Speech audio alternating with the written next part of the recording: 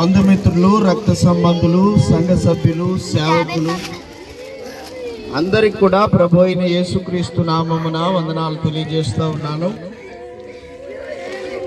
నా జీవిత కాలంలో నేను చాలా పుట్టినరోజులకి, పెళ్లి రోజులకు, సావులకు వెళ్ళాను. కానీ మొట్టమొదటిసారిగా నాగార్జున గారి అంతిమ యాత్రకు వచ్చినంత జనాన్ని నేనెక్కడ చూడలేదు. టీవీలో రాజకీయ నాయకుల దగ్గర చూశాను, కానీ లైవ్లో మొట్టమొదటిసారిగా ఇంతమంది వ్యక్తులను చూడటం ఇదే ఫస్ట్. నాగార్జున గారు తాను బ్రతికున్న కాలంలో ఇంతమందిని సంపాదించుకోవడం అనేది అది మామూలు విషయం కాదు, చాలా గొప్ప విషయం. ఈ మధ్యాహ్న కాల సమయంలో నేను చెప్పే మాట ఏంటి అని అంటే, నేను ఒక వ్యక్తి సమాధిని గురించి చదివాను. ఆ సమాధి మీద ఆయన చనిపోవడానికి ముందే తన సమాధి మీద ఏముండాలో, ఎలా ఉండాలో డిజైన్ చేసుకున్నాడు ఆయన. ఆ సమాధి మీద ఆయన ఇలా రాసుకున్నాడు: నేడు నేను, రేపు నువ్వు. జాగ్రత్తగా గమనించండి, ఆయన రాసుకున్న మాటలు ఏంటంటే, నేడు నేను, రేపు నువ్వు. నా నిత్యత్వం ఎక్కడో నాకు తెలుసు, మరి నీ నిత్యత్వం నీకు తెలుసా అని ఒక ప్రశ్న పెట్టాడు ఆయన.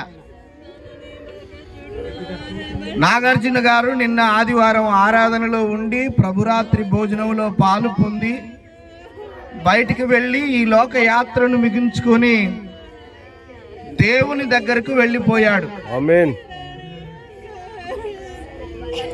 బైబిల్ గ్రంథంలో ఒక ఆయన ఉన్నాడు, ఆయన పేరు యోబు. ఆయనకి 10 మంది పిల్లలు, 7 కొడుకులు, 3 బిడ్డలు. ఒకటే రోజు 10 మంది వాళ్ళున్నటువంటి ఇల్లు కూలిపోయి చనిపోయారు. ఆ శవాలన్నీ కూడా పచ్చడి అయిపోయి ఉన్నాయి. అలాంటి డెడ్ బాడీలన్నీ 10ని ఒక కాడ పెడితే చూసి తట్టుకోలేక బట్టలు చింపుకొని ఏడ్చి ఒక మాట అన్నాడు: యెహోవా ఇచ్చెను, యెహోవా తీసుకొని పోయెను, యెహోవా నామమునకు స్తుతి కలుగును గాక అని తన బిడ్డల మరణంలో కూడా దేవుణ్ణి ఆయన స్తుతించగలిగాడు. ఆమేన్. మన బ్రతుకుల్లో మనం గుర్తించాల్సిన విషయం ఏంటంటే, మనం ఈ లోకానికి వస్తాము.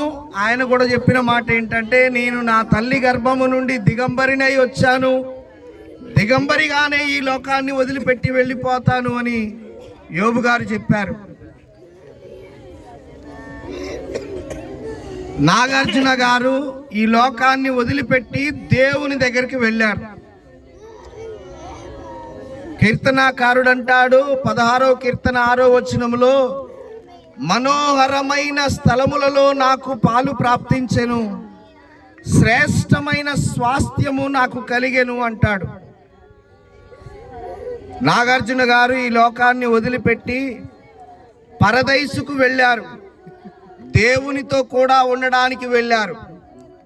బిల్లీ గ్రాహం గారు అనే దైవజనుడు అంటాడు, నేను చనిపోయినప్పుడు నేను చనిపోయానని చెప్పకండి, నా అడ్రస్ మారిందని చెప్పండి అన్నాడు. ఇంతకాలం నేను అమెరికా దేశంలో ఉన్నాను, అంతకంటే శ్రేష్టమైన పరలోకంలో పాలిభాగస్తున్నయ్యానని చెప్పండి అన్నాడు. ఆయన లేని లోటు కుటుంబానికి, సంఘానికి ఎంతో తీవ్రంగా ఉంది. కానీ ఆయన ప్రభుతో కూడా ఉన్నాడు అనే నిరీక్షణ మనం కలిగి ఉండాలి. మరి ముఖ్యంగా ఇక్కడికి వచ్చిన మనమందరం కూడా ఆ కుటుంబ ఆదరణ కోసం, ధైర్యం కోసం ప్రార్థన చేయాలి. వాళ్ళని ఓదార్చాలి. మనకంటే ముఖ్యంగా ఆదరణకర్త అయిన దేవుడు, మన దేవునికి ఒక పేరుంది, ఆయన ఆదరణకర్త. వారిని ఆయనే ఆదరించాలి, ధైర్యపరచాలి, ఓదార్చాలి. ఆ వాక్యం ద్వారా కుటుంబం అంతా కూడా బలపరచబడాలి. మనకు ఒక నిరీక్షణ ఉంది. కొరింథీ సంఘం అనే ఒక సంఘం ఉంది. ఆ సంఘంలో ఉన్న వాళ్ళకి కొన్ని సందేహాలు వచ్చాయి. ఒక మనిషి చనిపోతే మరలా తిరిగి బతుకుతాడా? కొరింథీయులకు రాసిన పత్రిక 15వ అధ్యాయం రాశాడు పౌలు. అప్పుడే